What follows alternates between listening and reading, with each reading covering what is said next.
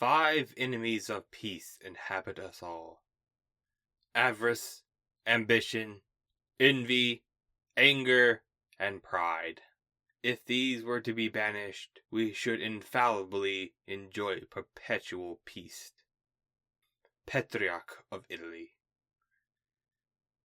Just a bad day. Adrian!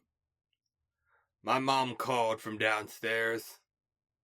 The day hadn't even started and she was on my case.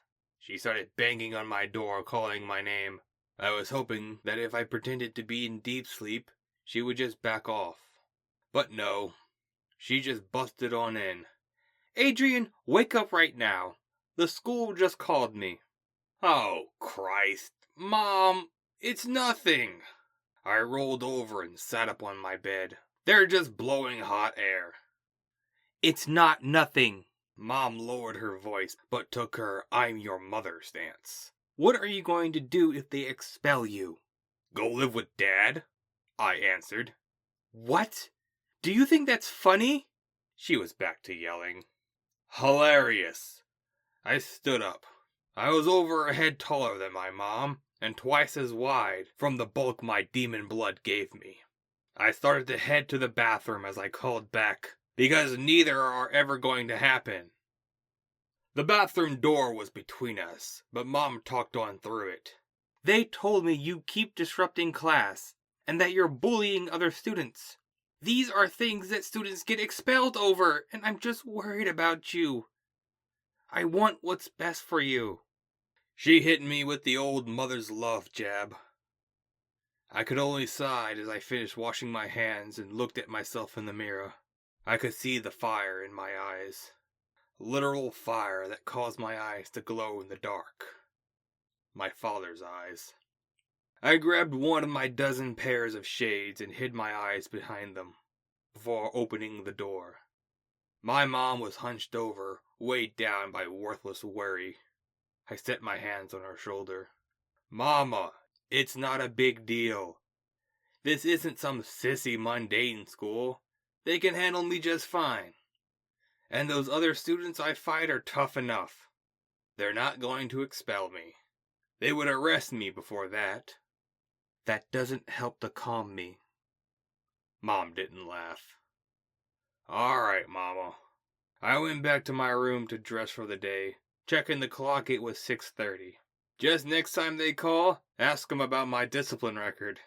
It's probably a mile long already. Actually, I didn't know if they recorded every time they smacked me around. I knew they had my detentions on record. But that Stonefist guy had leveled me a lot in the few weeks I've been going to that school. I didn't mind it at all. That bastard father of mine always said that losing made you stronger, and that every hit you took was another lesson on how to take a hit. Pop did know a lot about fighting, and he did care about us.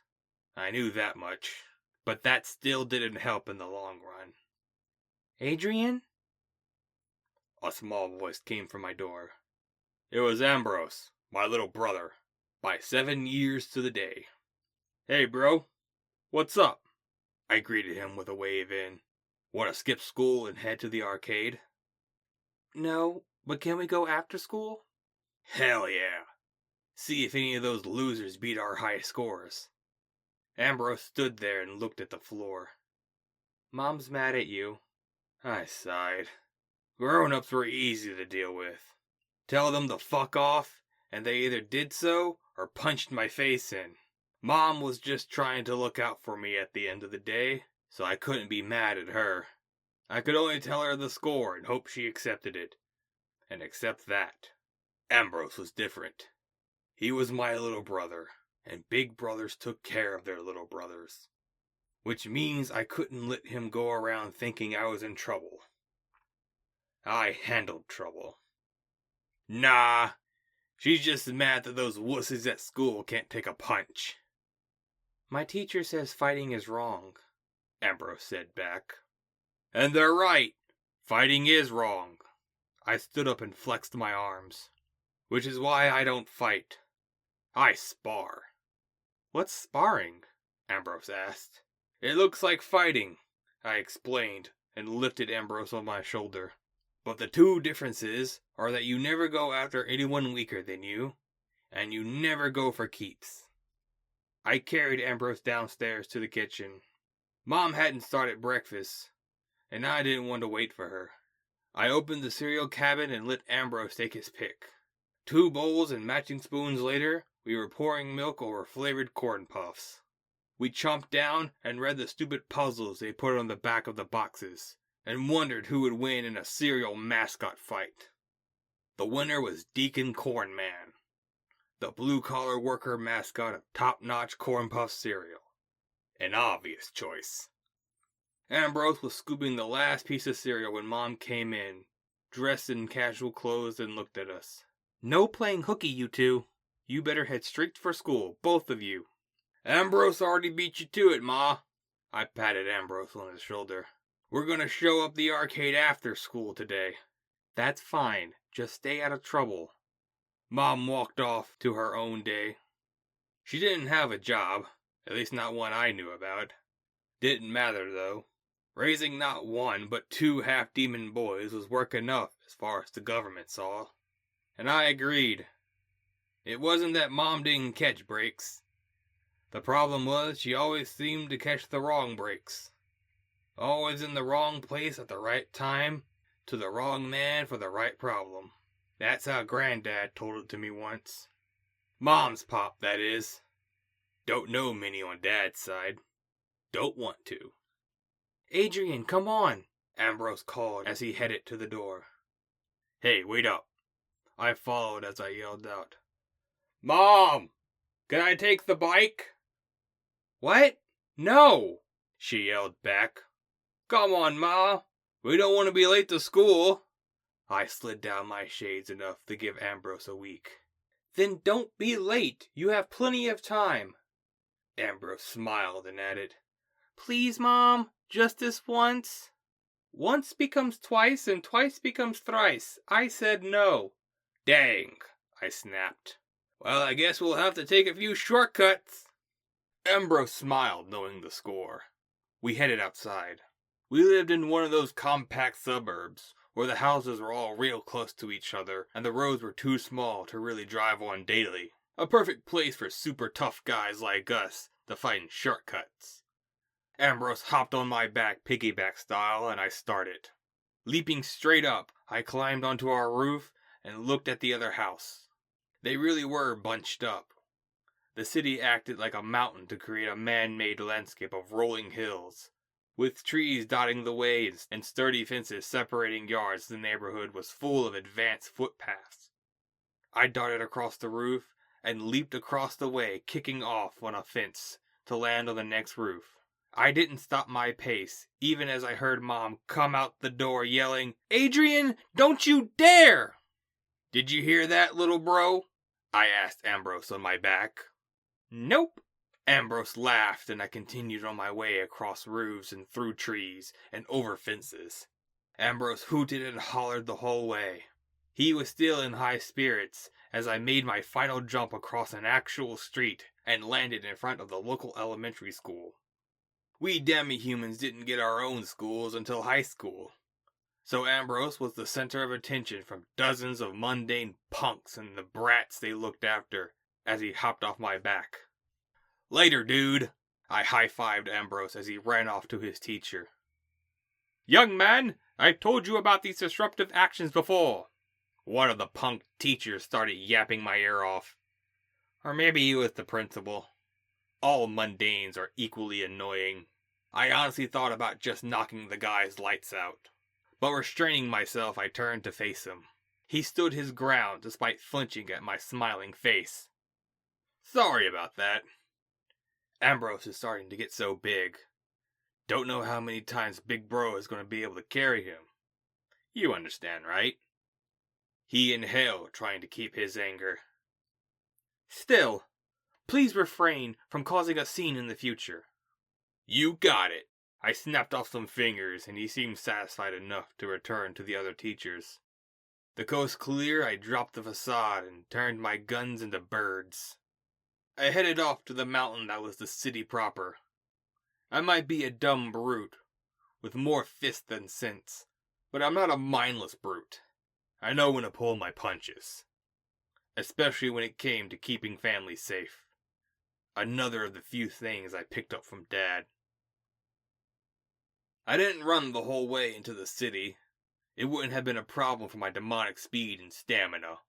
But it probably would have tested my patience to get to school so early. Homeroom started at 8, and only the loser nerds were there before that. So I just simply made my way through the outer city until I reached the bus stop, and waited for the 7:20 to come by.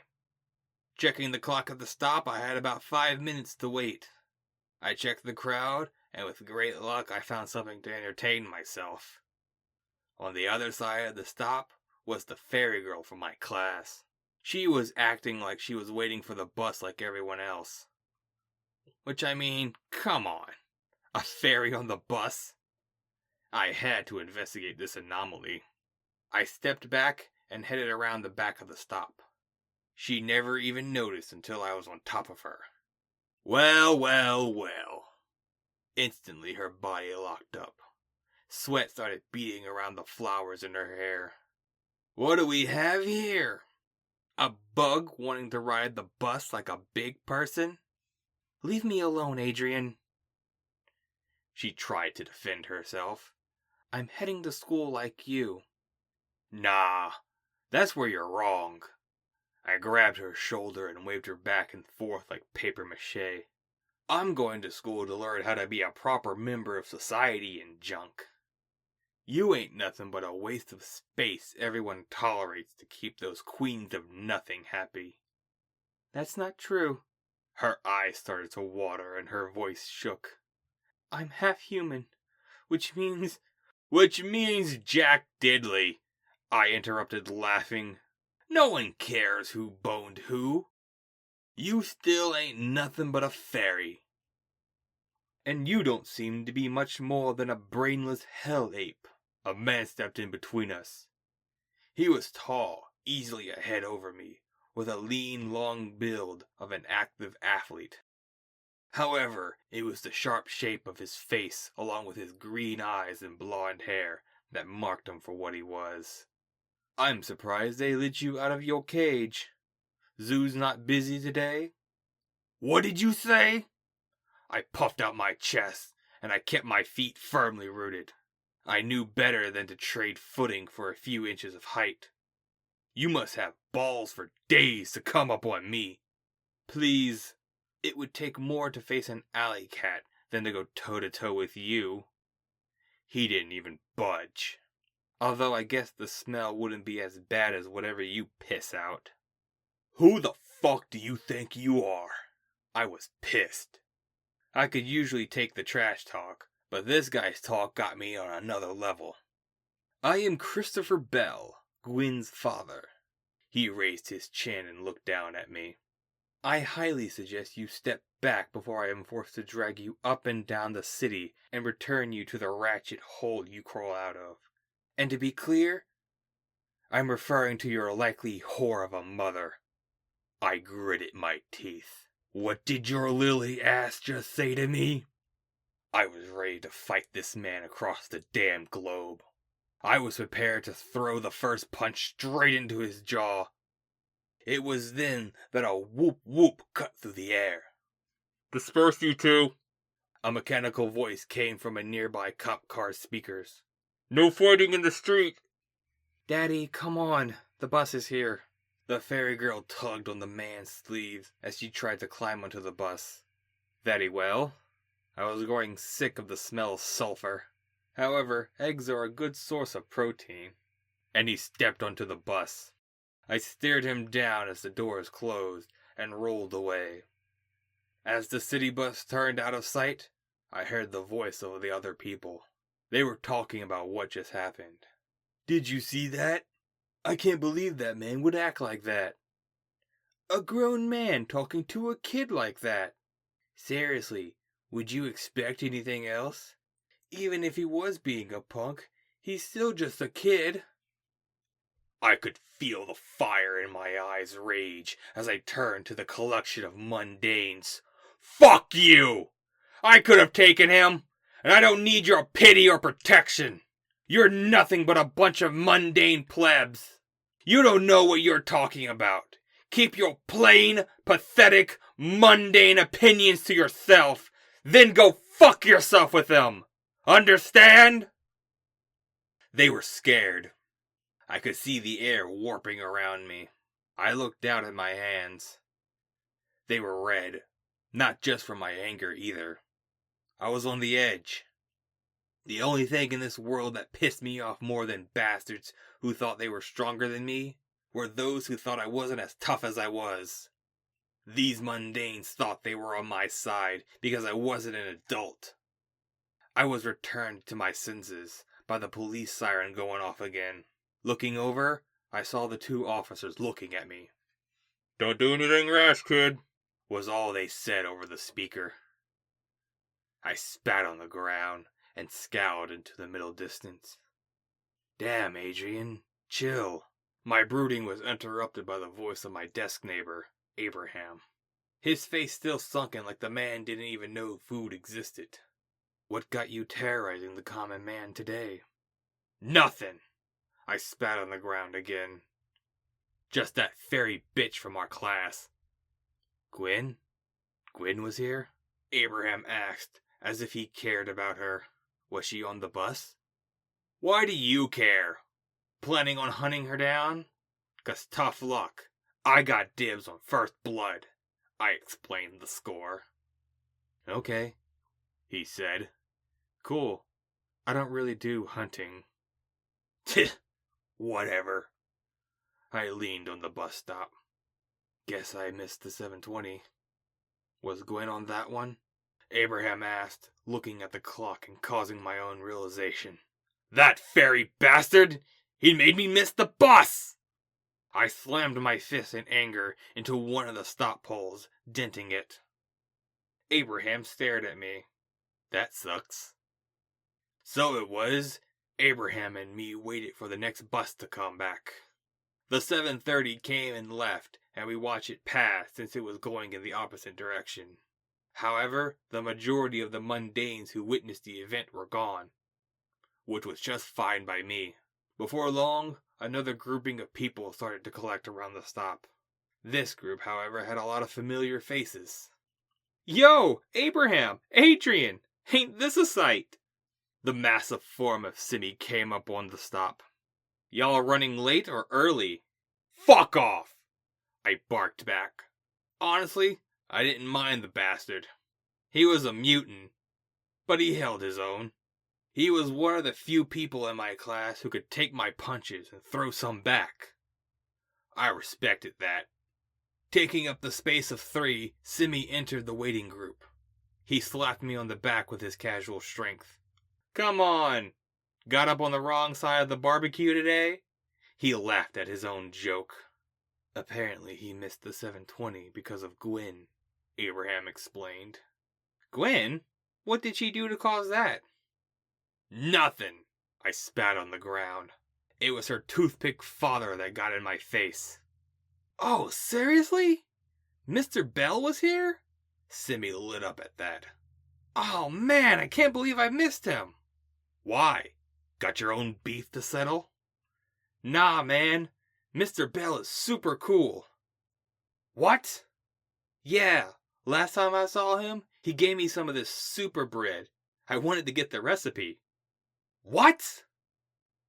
Abraham spoke up. I think it's called elven bread, and I think only Fae can make it. Really? That sucks, Simi sighed. What are you talking about? I couldn't believe this. I knew the guy was stuck on the same team as her, but this was too much. Why would you ever take food from a fairy in the first place? Mr. Bell isn't a fairy. He's a half-fairy, Simi pointed out, as if it mattered. Half, full, 1,000th? A fairy is a fairy. You can't trust them. I tried to explain to the guy I saw as an almost friend, but it was my own kin that countered me. Bold claiming from an infernal being, said Abraham. I don't even think you've been baptized. With no response I could give with the police nearby, I just turned away and went back to waiting. I couldn't believe Abraham. He was literally the son of the devil himself. He knew the score. He knew that demons and fairies were nothing alike. Sure, demons were backstabbing cocksuckers, the whole lot of us. But we were honest about it. We put our deals in clear terms with ink and paper. Sure, we tried to get the underhand. But you can read that in the fine print like anyone else. Even our handshake dealings were always up front and straight up, and actually required a full handshake to be sealed. Fairy deals were insidious by their very nature. A slip of the tongue can screw you over. And they never explained their terms, always falling back on that bull excuse that they couldn't lie, as if that meant anything. Demons couldn't lie either. Not without consequence. We also couldn't back out of deals without consequence.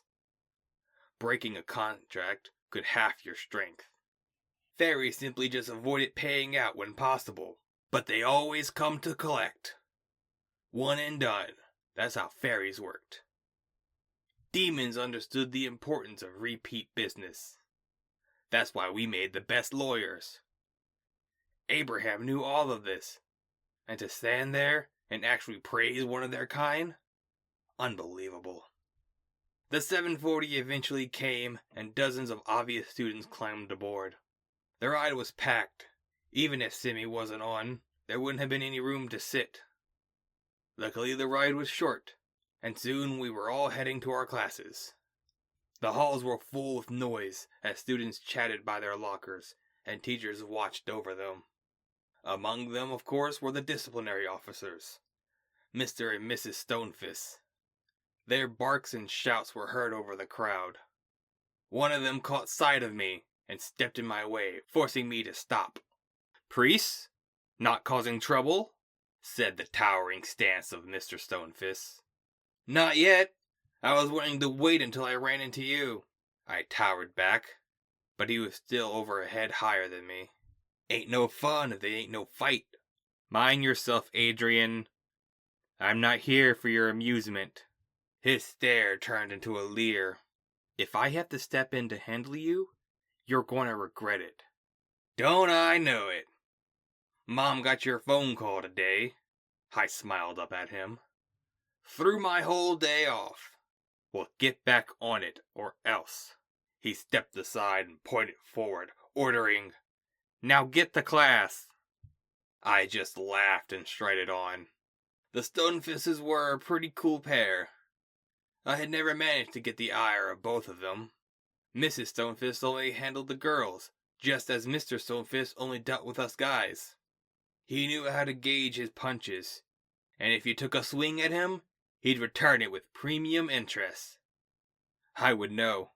I've lost plenty of time out cold from making that investment. Like I said, I respected that. I entered the back of the class just a few minutes before the bell. Simi and Adrian were already sitting as they had gone ahead of me. I gave Kevin a high five on the back of his head. The guy was already snoozing, like he didn't know nighttime was for sleeping. As I got to my desk, I looked over and saw the fairy girl wasn't here, which was fine by me. Hopefully she finally lost her nerve and dropped out. I took my seat just before Mr. Galacto came in and dashed my hopes away. "Good morning, class. Today we have a special guest teacher for our homeroom lesson." His monotone tone gave the announcement with the fanfare of a leaf falling, and continued on adding a gesture with the same energy. "Please welcome Mr. Christopher Bell. He'll be giving a lecture on the foundation of human-fairy relationships." "How romantic!" that Samantha girl called out, as the lanky figure of the fairy that insulted my mother walked in. "Political relationships, Miss Von Beck," Mr. Galacto said, stepping aside as the ferryman wrote on the chalkboard. "Romance and politics are often more closely intertwined than we would like to admit, Mr. Galacto." He set the chalk down and revealed his writing to be his bio. "So while I'll be addressing legal terms primarily, a few steamy details might crop up. Now, good morning to you all. My name is Christopher Bell. I am a member of the North Virginian Fairy Kin Commune, and the father of your classmate Gwendolyn. I am a second-generation half-fairy, with my mother's mother being the closest other-side family. My grandmother is also Gwendolyn's closest other-side family, as my father and her mother are both fourth generation. That makes my little dewdrop a third-generation half-fairy, as we track the shortest path through our lineage. Any questions so far? Why do half-fairies do that? Mary asked with a raised hand. The generation counting, I mean. Technically, we don't. The counting of generations back to our other kin is done by the state, he answered, looking at her. Often by the Department of Demi-Humans. It's the same with many other kin, such as demons. He slid his eyes over to me. He was right. I was a first-generation half-demon. Ambrose, too. If you were to track the longest path, how many generations would that go? Asked Frank in front of me. I'm not sure. The ferryman grabbed his chin and thought. My father line starts with Alexander Hamilton, but we have lines that reach back into the old world. I would say at least 10. But Alexander Hamilton married a mundane human, the Sarah girl pointed out. So how are you a half-fairy? Because half-fairy doesn't mean perfectly half. In fact, most humans have at least a few drops of blood from other sides somewhere in their lineage. As the class took that in and thought about their own family tree, I decided to ask my own question. Why do you bother making more? The class dropped into silence as he looked at me. Pardon? You heard me. I crossed my arms and repeated. Why do you bother making more? You fairies don't provide anything but trouble, and yet you all keep popping out more and more. I could feel the dirty glances that the others were giving me, as if I cared. If they couldn't stomach the real question, then fuck 'em. I stood my ground as he gave his answer. The same reasons anyone brings children into the world, whether they're planned or unplanned. Like with you. I shot up at that. You got something to say? Yes, I do. That's why I'm here. Don't you remember? He spread his arms. I'm here to give a lecture, which we should move on to soon. You think you can just insult me like it's nothing? I slammed my fist down on my desk. Insult you? I did no such thing. I just pointed out that you came into this world like the rest of your class. If there's some detail about your birth that you find shameful, then I apologize. You fucking... I had it. I was ready to break this guy's face. However, we were once again interrupted. Adrian Priest, sit down, Mr. Galacto called out. You've disrupted this class enough for today. I gawked at him as I tried to find words that weren't just a chain of swears. Mr. Bell is here with my full authority. To disrespect him is to disrespect me. Understand? Now sit down and remain quiet. Again, I might be a brute, but I'm not mindless. I sat back down as the fairy continued on, going into detail about the dealings the different human governments had with the fairies of both Other Side and Earth, about the different court trials throughout the world and the precedents they set. I actually knew a lot of them, since they often lumped in all other kin together, which included demon kin, stuff that preserved our rights to humanity. The whole time Mr. Galacto kept me in his sights. Eventually the hour ended, and the bell rang just as the fairy finished summarizing Hamilton v. Georgia. Mr. Galacto stood up and lightly clapped. Thank you, Mr. Bell, for your time. Are there any other questions before we move on to today's history lesson? A number of hands were raised. Well then, a list of resources will be provided so you might further research on your own time. I'll be seeing Mr. Bell out. Behave while I'm gone. The two of them exited the class and closed the door behind them. At the same time, a textbook was slammed against my head, which I had noticed more from the sound of it hitting me than the actual force of the blow. I turned to see the mundane girl in my face. "Leave Gwen alone, you asshole! I'm sick of you being so mean to her." "Fuck you," I shot back. "I would expect better from a mundane. Don't they teach you about fairies in pre-K?" "Not surprised you don't know." She leaned in. "I'm surprised that they let your semi-literate ass in here. I thought these schools had standards." "You thought that after they let you in?" I laughed. "Listen here, girlie." "No, you listen," another voice said with a slam on my desk. It was Carl. "I'm done with tolerating your treatment of my teammate. You better not even breathe too hard in her direction, because if I catch you, I'll knock you into next week." "Hell yeah!" Melissa cheered. "Star power!" I looked between the two of them as they flanked me. Damnation! "Kevin, you seeing this?" I looked back at my own teammate, only to see him asleep, a light snore answering me. I saw Nazuri avoiding eye contact. I leaned over to see Runesir scribbling in a book. "Runesir, you're a wizard. Back me up." The man didn't even look up.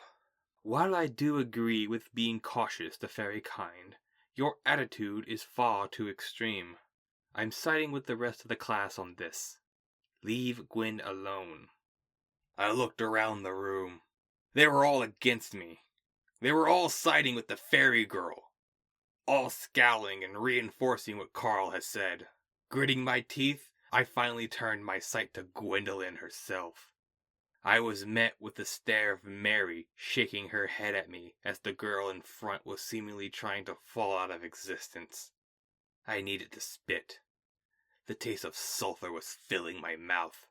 But like I said, I'm not a mindless brute. I slammed my fist on the desk. "Fine. I'll leave her alone. Happy?" Everyone seemed to be content. Except Carl, who stared at me and asked, "Who?" "What? What do you mean, who?" I asked with genuine confusion. "Who are you going to leave alone?" "Are you serious?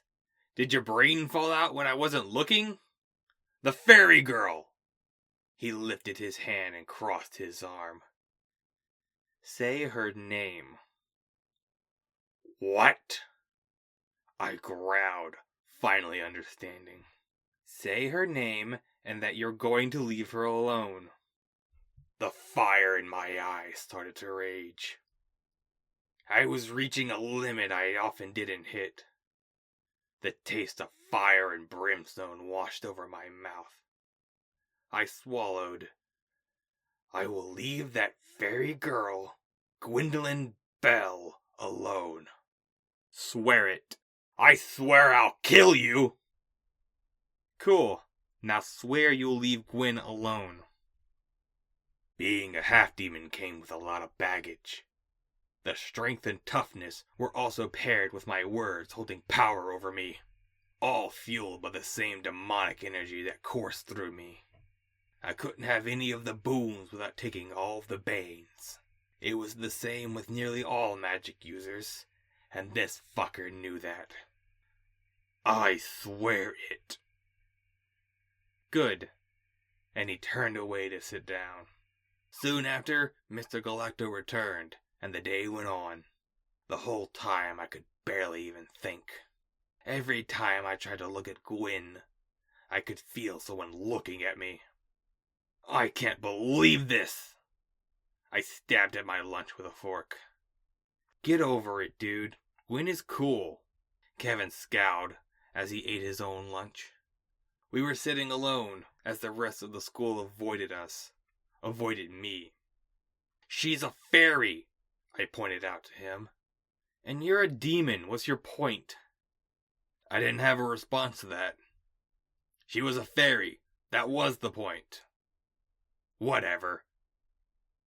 If they wanted to defend that half-pint dusk ball, let them. Dust ball? Kevin raised an eyebrow. He set his own fork down and looked right at me. Alright, man, I have to know. Why do you hate fairies so much?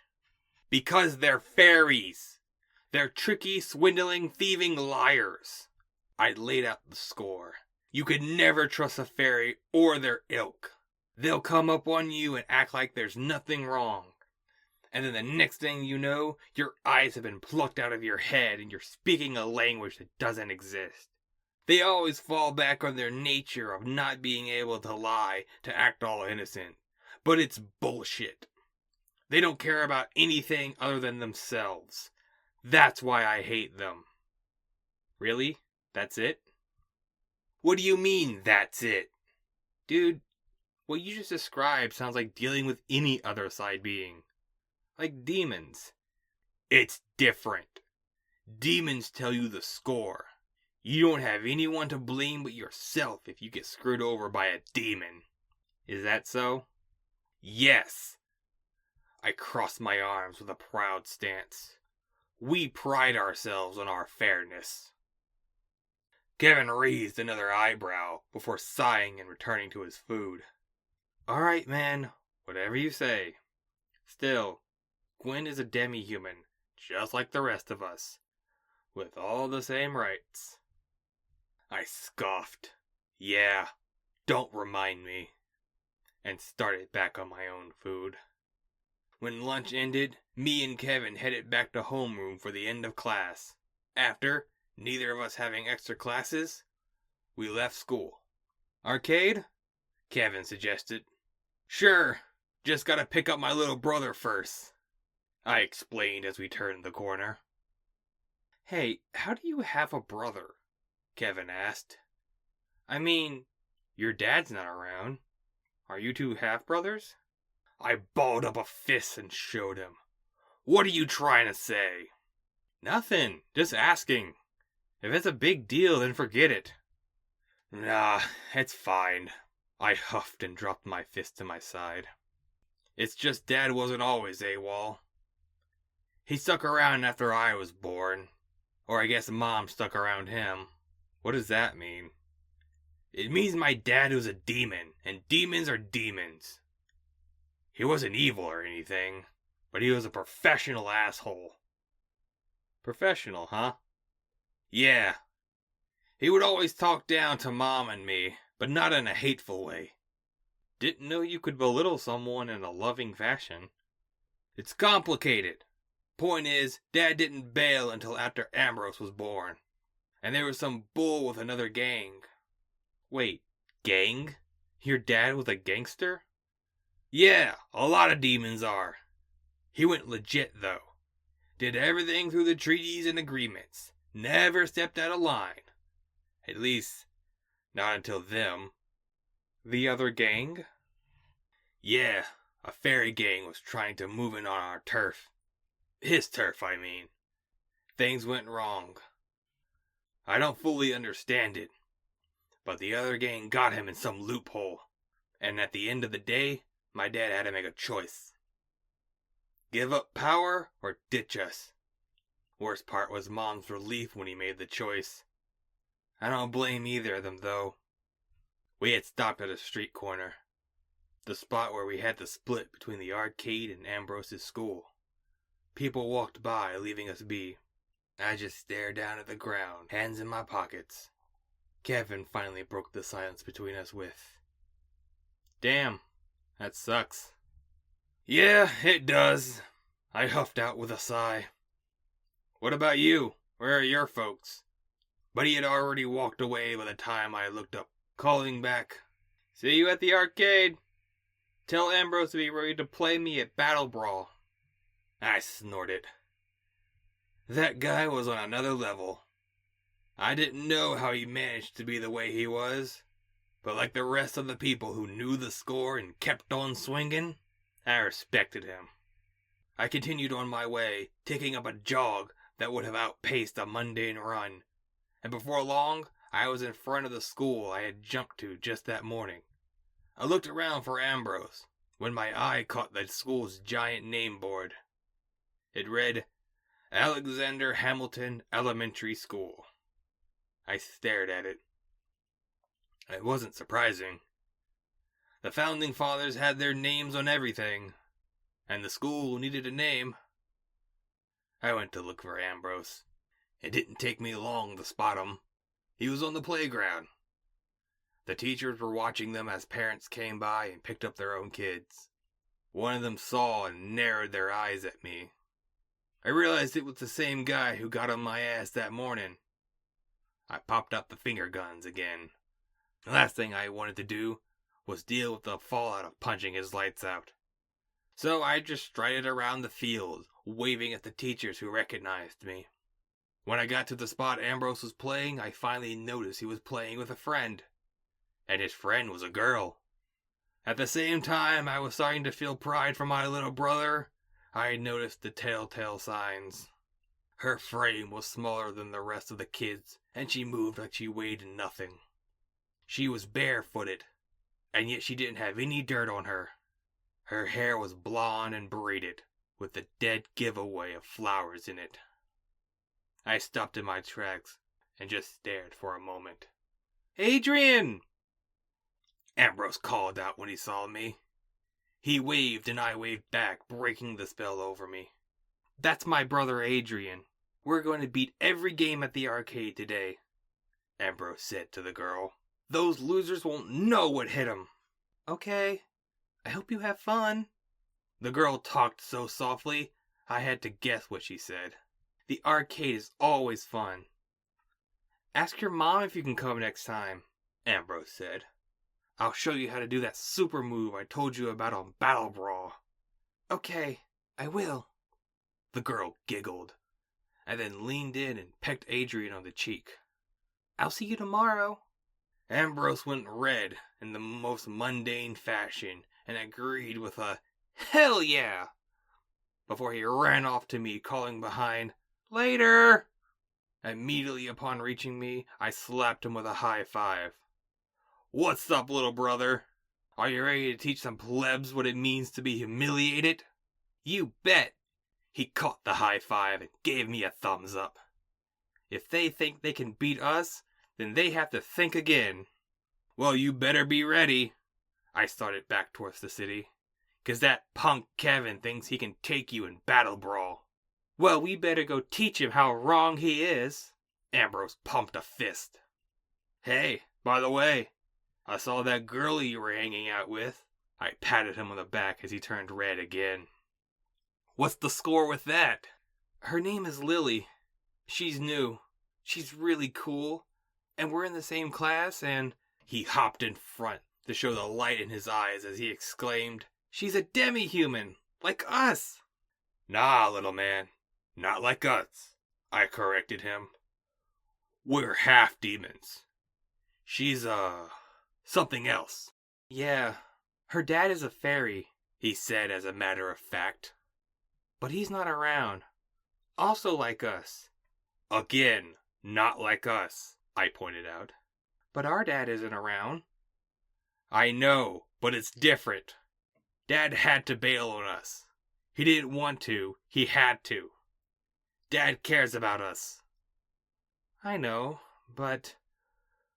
"But nothing. Don't compare us to their kind."